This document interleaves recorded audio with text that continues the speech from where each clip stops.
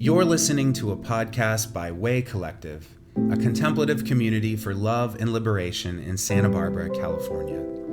This recording was the conversation starter at our Dinner and Dialogue gathering on January 15th, 2025. Thanks for tuning in. Well, as I mentioned in my email yesterday, at last weekend's retreat, this idea of what is sometimes referred to as the second naïveté came up. And I know not everyone is likely familiar with this idea or perhaps this phrasing of this idea, but one way to think about the second naïveté is it's how we find our way to a second innocence after life gets difficult or complicated.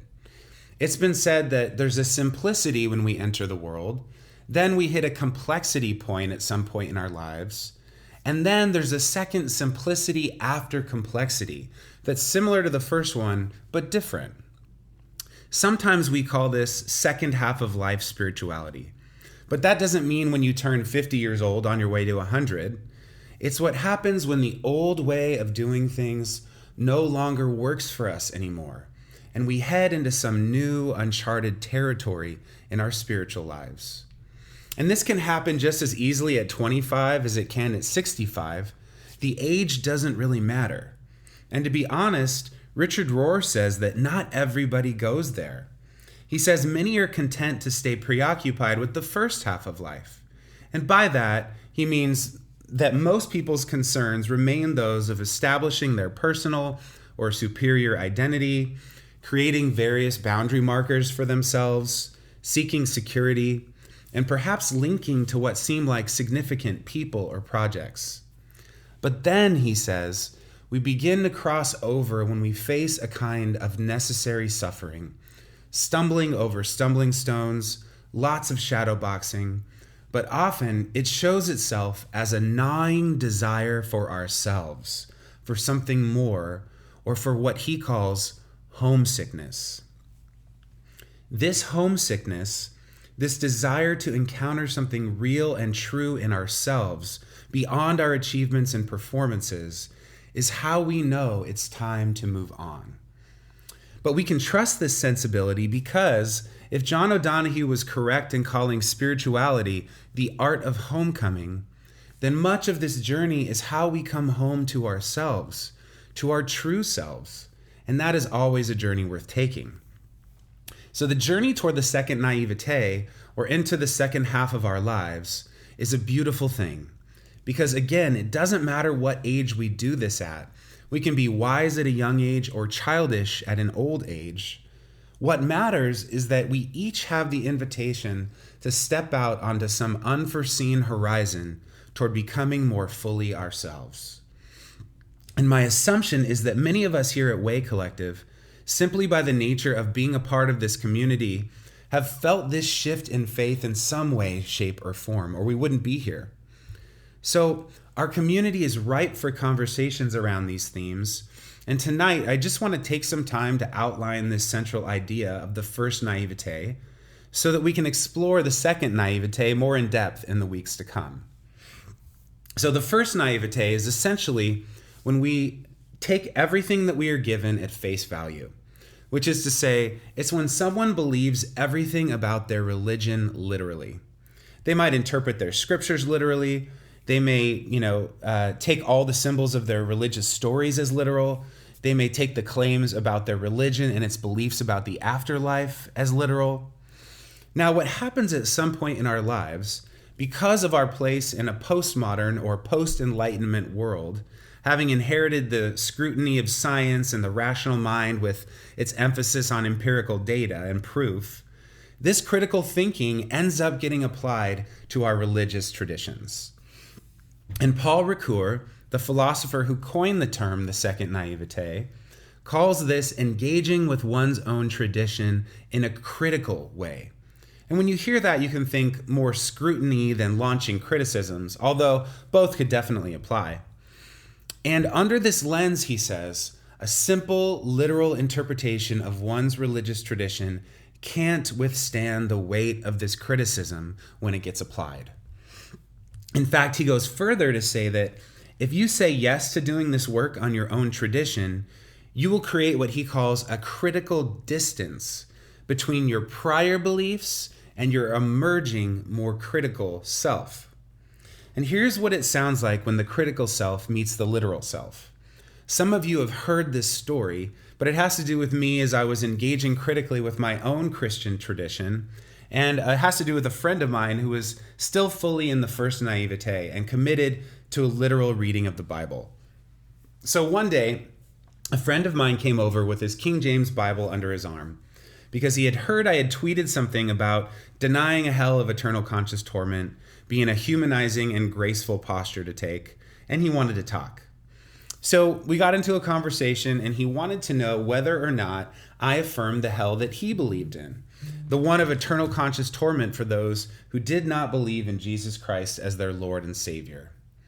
I told him that it seemed to me that the idea of a hell or a place you could be tormented really seems to me to be more likely a later influence of Zoroastrianism thought on early Christianity, and that rather than be relegated to the, well, do you affirm hell or not question, I just thought it was a little more complex. And the move I ended up making was to go into the original language, and I said, I just don't necessarily think that hell, in the way he was framing it, was what Jesus was referring to in the scriptures that my friend kept bringing up. I said that in the Jewish Testament, it's just not there. You have Sheol, which is the place of the dead. And in the Christian Testament, you have essentially these two Greek words, Hades or Gehenna, one being the Greek place of the dead, kind of similar, to that and unrelated to the Christian idea of hell, and the other being a literal place outside the gates of Jerusalem where they would burn their trash, aka it's a metaphor for not living in love. And his response was interesting. He said, well, in my King James Version Bible, it says hell. And I said, well, the King James Version Bible also talks about unicorns like they're real 8 times in the Jewish Testament. And I'll never forget his response to me. He said, well, unicorns could have existed. And my jaw about hit the floor. And I don't really remember what happened next, but I probably said something like, well, I see that differently, and we just agreed to leave the conversation there and part ways for the time. Okay, so the first naivete gets stuck not only in reading things literally, but when it comes across inherent contradictions, it has no tools in its belt. It gets backed into a corner of having to try to harmonize things that don't go together, pretending like contradictions don't exist, doing mental gymnastics to try to keep their inherited story straight, or believing in unicorns. Another example of this is when Pete Enns, who hosts the Bible for Normal People podcast, famously wrote about the Canaanite conquest depicted in the Jewish Testament in his book, The Bible Tells Me So. He's talking about where God commanded the Israelites to kill the women and children of the Canaanites, or so it seemed. He talked about how when he was asked questions about the ethical implications of a good God doing something like commanding a genocide, he generally replies, well, God didn't. He didn't have to perform these kinds of mental gymnastics because instead he knows 3 very helpful critical tools. First, he knows that the biblical writers wrote within a certain consciousness at the time. And at the time these stories were told, they believed that God was a warrior who liked waging war against enemies and acquiring land.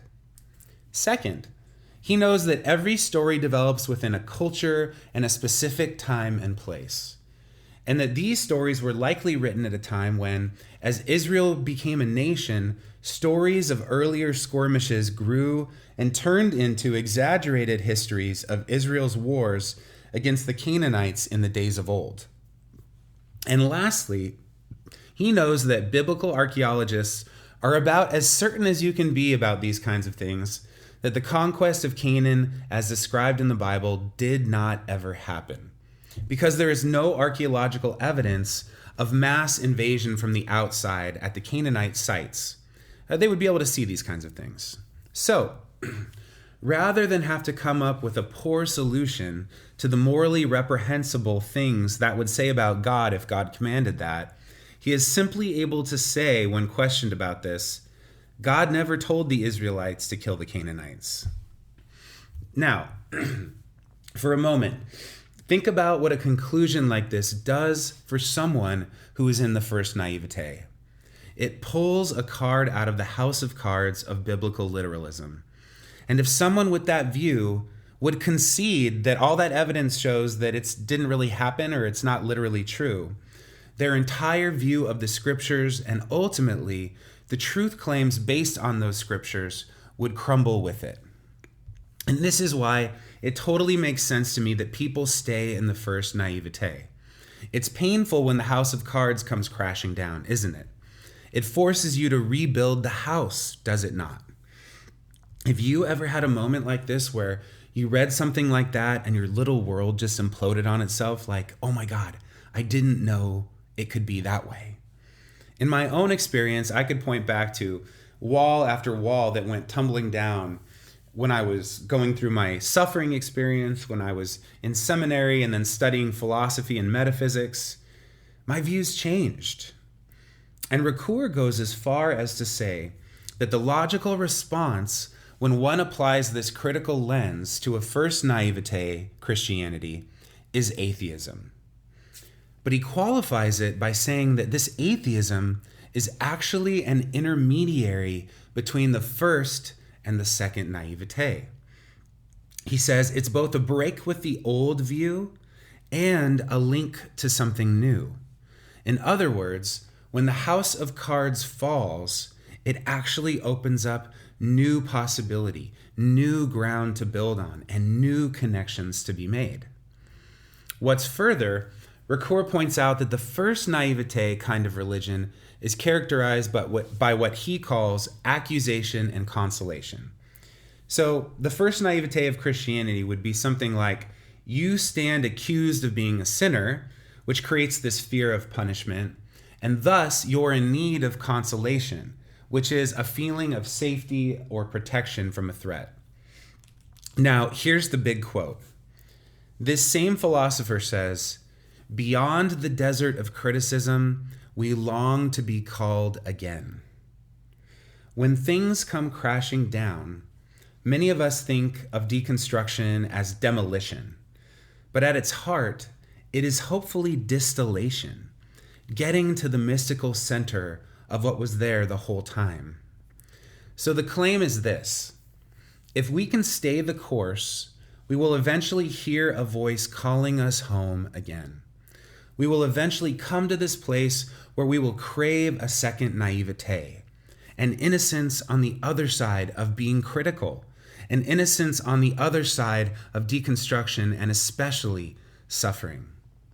So if you're someone who, after the twists and turns of your faith journey, have felt that homesickness, my encouragement to you is to take it as a call to keep going. Because it's so easy to get stuck in the critical mode and to get chocked full of cynicism and disdain when there's something more calling us. How do we find our way home to our true selves? What does it look like to transcend our beginning first naivete, but also include it as well? Where does this call beyond the desert of criticism lead us? I'm so excited to spend the beginning of this year talking about these themes with you because I believe it's a journey into deeper peace and deeper joy if we have the courage to go. Let's chat about this.